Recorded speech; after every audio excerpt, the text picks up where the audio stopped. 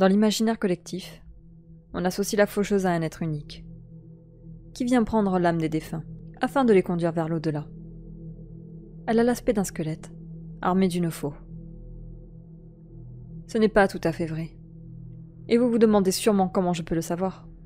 Car aucune personne ayant vu la mort n'est là pour en parler aujourd'hui. Mon cas est un peu particulier. Dans ma jeunesse, j'ai eu un grave accident, qui m'a plongé dans le coma pendant plusieurs mois. J'ai eu une grave contusion à la tête, et à mon réveil, il y a eu des séquelles. Et la plus grave d'entre elles a été de perdre toutes mes émotions. Colère, peur, amour, angoisse.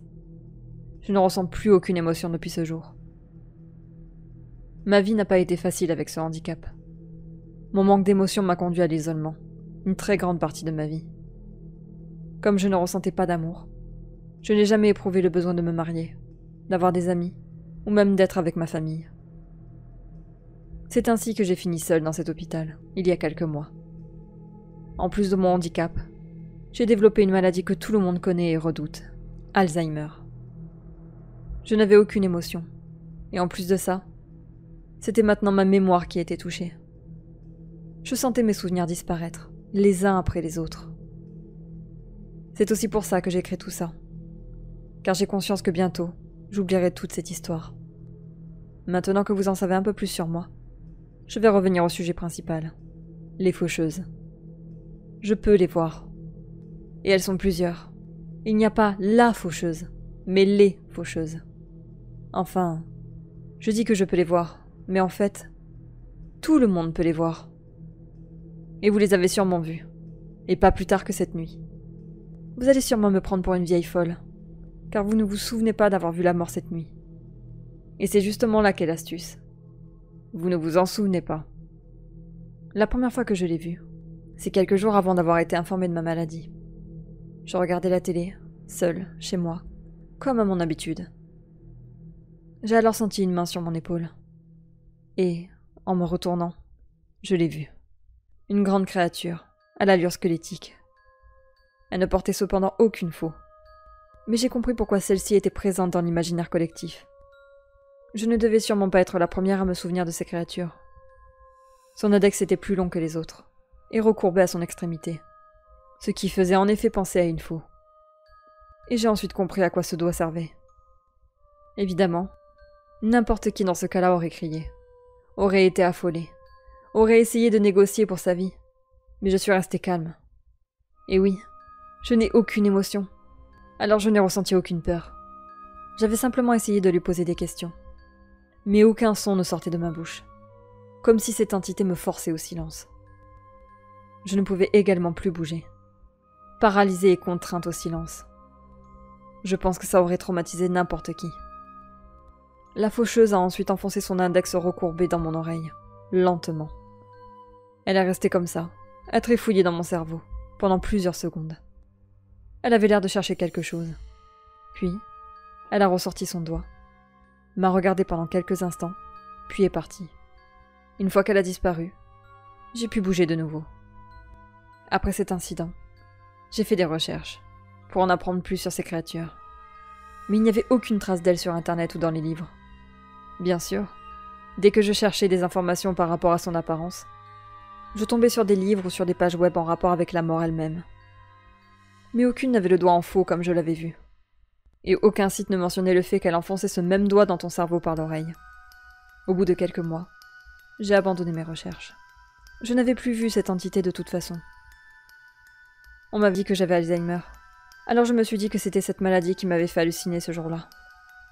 Mais, au bout de quelques mois, lorsque ma maladie s'est aggravée subitement, j'ai été contrainte d'être internée dans cet hôpital. Et c'est là que je les ai revus. Et pas qu'une seule. Et pas qu'une fois non plus. C'était un balai incessant qui se produisait la nuit. Les faucheuses allaient et venaient dans les couloirs de l'hôpital, allant de chambre en chambre. Quand elles passaient devant moi, elles m'ignoraient, tout simplement. Je n'étais plus une cible pour elles. J'en avais suivi une dans la chambre voisine, et j'ai été témoin de ce qui m'était arrivé alors.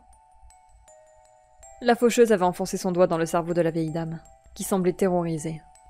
Elle ouvrait la bouche, semblant vouloir crier de toutes ses forces. Mais aucun son ne sortait. Son visage affichait une peur inégalée. Mais son corps restait stoïque. Contrairement à moi, la faucheuse n'était restée que 2 ou 3 secondes avec le doigt dans l'oreille de cette dame, avant de s'en aller vers une autre chambre. Je pensais alors que la femme, une fois l'entité partie, allait se mettre à crier, à appeler de l'aide, à gesticuler de tous les côtés, mais rien de tout ça. Elle regardait dans le vide, le visage dénué d'émotion. Puis elle m'a dévisagé, et m'a demandé ce que je faisais là, et ce que je voulais. Je lui ai dit ce dont j'avais été témoin à l'instant. Et elle m'a répondu que j'étais folle, que je devrais rentrer dans ma chambre et prendre mes cachets.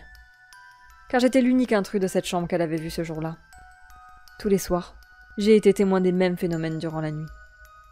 Les faucheuses rendaient visite aux malades, aux docteurs, aux infirmières, aux jeunes, aux vieux, tout le monde y passait, sauf moi. Et personne ne s'en souvenait. J'ai alors deviné qu'elle se nourrissait des souvenirs des gens, en leur enfonçant leurs doigts dans leur cerveau. Et le fait que ma mémoire soit altérée par la maladie faisait d'elle de moi un mauvais repas. Je suis allée voir si les autres malades d'Alzheimer étaient dans mon cas, mais non.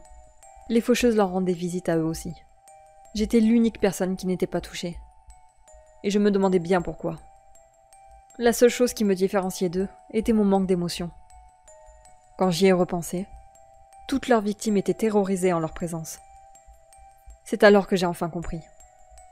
Les faucheuses se nourrissaient de 2 éléments, la peur et la mémoire. Elles se nourrissent d'abord de la terreur qu'éprouvent leurs victimes, puis se nourrissent des souvenirs de leur passage. C'est pour cela que tout le monde les voit, chaque nuit, mais que personne ne s'en souvient. Ces entités m'ignorent car je n'ai aucune de ces 2 choses à leur offrir. Une combinaison assez rare, qui fait de moi sûrement une des seules femmes à connaître leur existence. Je me suis alors demandé pourquoi les caméras de l'hôpital ne les avaient jamais filmées. J'ai demandé à la sécurité de me montrer les enregistrements des couloirs de l'hôpital la nuit. Et il n'y avait rien. Aucune trace de ces entités. Aucun comportement suspect des patients. Comme si leur passage avait été coupé au montage. Je sais que personne ne va jamais me croire. Je sais que pour vous, je ne suis qu'une vieille folle qui délire. Mais si vous écoutez cette histoire la nuit, elles sont peut-être venues pour vous pendant votre visionnage, sans que vous vous en rappeliez.